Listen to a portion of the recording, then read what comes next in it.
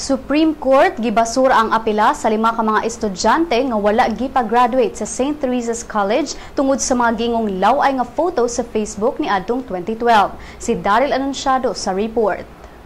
Gibasura sa Supreme Court ang apela sa 5 ka mga tinun-an nga wala gipa-graduate sa St. Teresa's College kon STC tungod sa giingong laway nga mga photo sa Facebook ni adtong 2012. Matod sa desisyon sa korte nga walay sala ang tunghaan human niini gipatuman ang disciplinary actions ngadto sa 5 ka mga tinun-an. Matod sab sa ruling sa Supreme Court 3rd Division nga wala sila pruweba nga gilapas sa STC ang tungod sa mga estudyante.